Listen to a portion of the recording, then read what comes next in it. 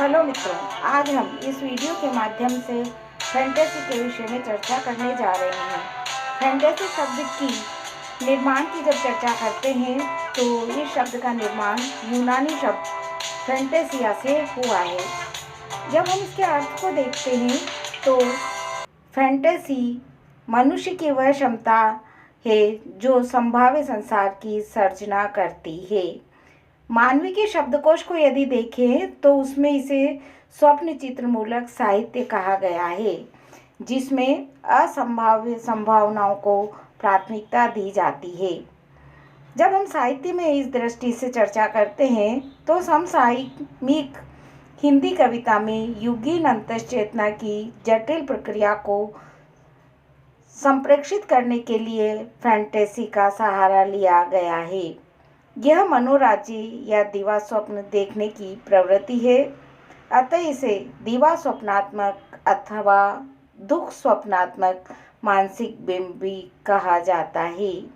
यह एक प्रकार की साहित्यिक तकनीक है जिसका संबंध मनुष्य के स्वप्न और अवचेतन में घटित होने वाली ऐसी बिंबावलियों से है जो विघटित और बेतरतीब होती है। मुक्तिबोध ने अपने काव्य में इसका विशेष प्रयोग किया है। तो जब हम मुक्तिबोध की परिभाषा को देखते हैं कि मुक्तिबोध ने इस विषय में कहा है, फैंटेसी में मन की निगूढ़ वृत्तियों का अनुभूत जीवन समस्याओं का इच्छित विश्वासों और इच्छित जीवन स्थितियों का प्रक्षेप होता है। इनकी ब्रह्म राक्षस, अंधेरे में दिमागी गुहा अंधकार का औरांग उटांग और चांद का मुंह टेढ़ा है, इसी प्रकार की रचनाएं हैं।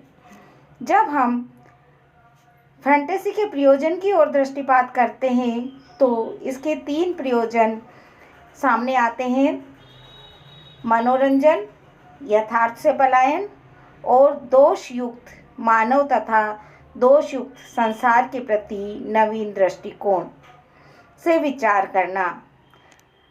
देवकीनंदन खत्री, जिनके नाम से सभी परिचित हैं, ने अपने तिलस्मी उपन्यासों में जिस फैंटेसी का प्रयोग किया,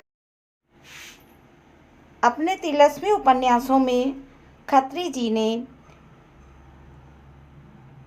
मनोरंजन एवं यथार्थ से पलायन को ही अपना उद्देश्य बनाया है, जबकि मुक्तिबोध की कविताओं में प्रयुक्त फैंटेसी का उद्देश्य मानव एवं संसार के प्रति नवीन दृष्टिकोण है। वस्तुतः फैंटेसी में कवि के अंतर्मन की उलझन एक विचित्र सौंदर्यबोध से मंडित होकर काव्य की शैली में प्रकट होती है।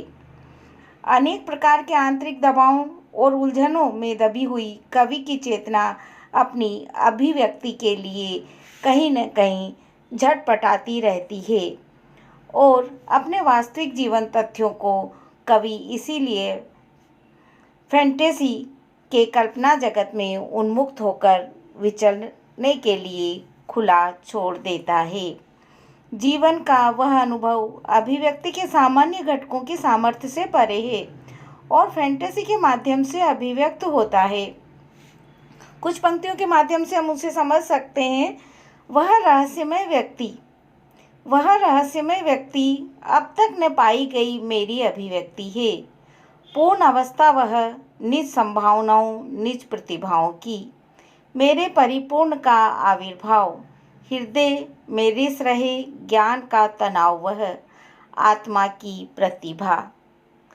वास्तव में समसामयिक कविता में इसके माध्यम से अभिव्यक्ति संसाधनों की अक्षमता की संपूर्ति की गई है।